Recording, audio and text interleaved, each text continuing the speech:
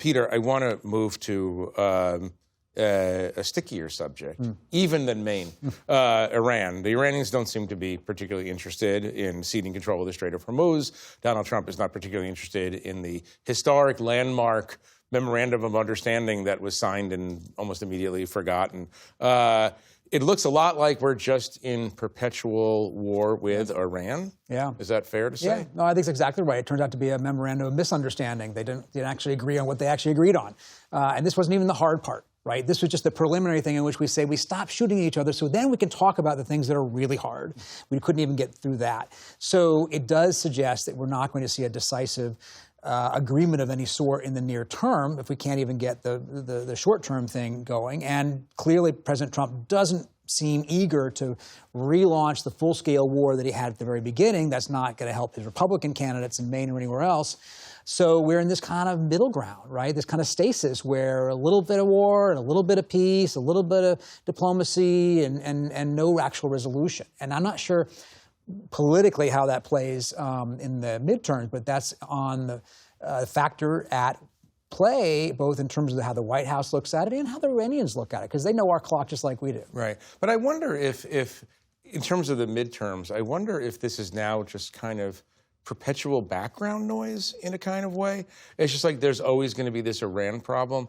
Gas prices are going to be elevated. Beef is going to cost a lot. Am I wrong in saying that? Is this a real threat if it continues this way to the Republicans in November? Yeah, I mean, Jeff, I was also very struck this week that we've become so inured. It seemed to me that it was really not treated as such a big deal.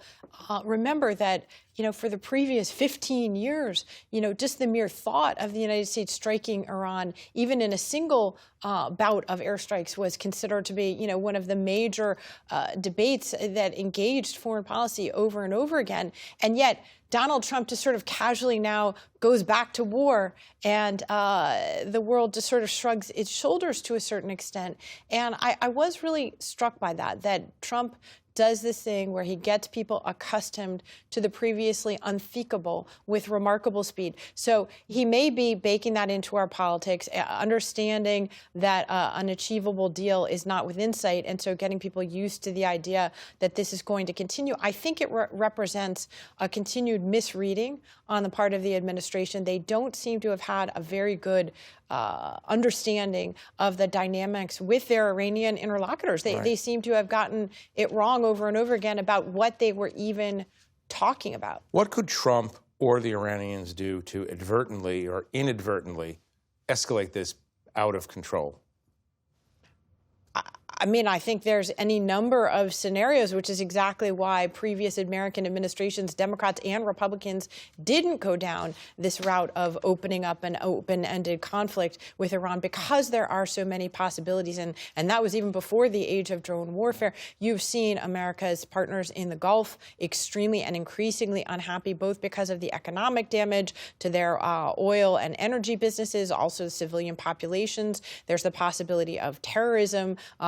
President Trump flew over to Europe on his new Air Force One, gifted to him by Qatar, had to change planes in the middle of the trip to go back to the old Air Force One. Why? It appears from very credible reporting that was because the new Air Force One didn't have enough security precautions for a president. Air defenses, anti-missile. Exactly. And the Iranians have targeted Donald Trump as well as other senior, current, and former American officials for credible assassination plots. So it's a very volatile environment in which we can all imagine any number of things going wrong and leading to a much more serious and genuine full-scale war, as opposed to the Trumpian kind of on-again, off-again war. By the way, you're exactly right about something. We've already baked into the conversation the fact that Air Force One is a gift of the royal family of Qatar. Right.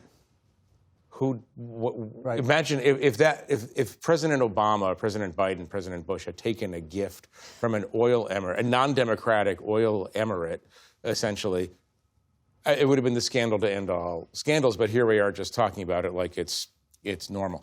Something else that's not particularly normal is at the NATO summit, the Turkish president gave all of the assembled leaders a gift of a revolver, and we don't know if President Trump has taken the revolver back to Mar-a-Lago, do we? No. But he loves President Erdogan. He loves Erdogan. One of his very, very favorite strongmen. I want to have that discussion. It's a very interesting discussion. I want to have that discussion in another show about these new Middle Eastern dynamics. I do want to ask you one question very quickly, Peter, about NATO. It seemed like it went better than it usually goes when President Trump interacts with NATO. Yeah. Fair? Well, this is the you're beating your head against the brick wall and then you stop. It doesn't feel so bad NATO summit, right? It didn't explode. It wasn't a disaster. So, hey, it's a success. Right. At the end of the day, of course, there's still the President of the United States talking about going after Greenland, in other words, the territory of a NATO ally and so forth. Right. But, yes, it could have been worse, and so they'll take that. Right.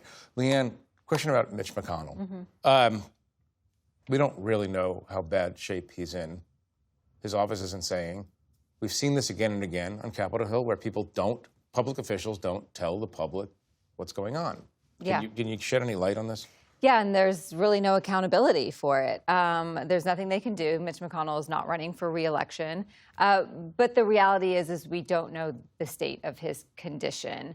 There's been online conspiracy theories that he's dead or that he's brain dead. He had some phone calls this week with the two leaders, John Thune and John Barrasso, and a former aide of his. You know, before all of this started coming out, it was about 3 weeks ago, I do know that John Barrasso talked to him on the phone before there was all the conspiracy theories, so I don't think he's brain dead. But his office, it doesn't seem to be changing their policy of giving no information. Right. Adam, this is a last word to you. This doesn't seem like a great way to build trust in transparent democratic processes.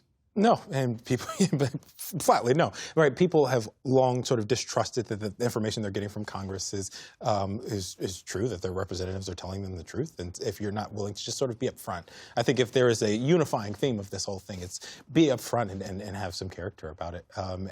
But we've seen recently, Tom Keene was gone with depression for a long time. Senator Mitch McConnell, right, there is a tendency to hide as opposed to just being upfront with the American people.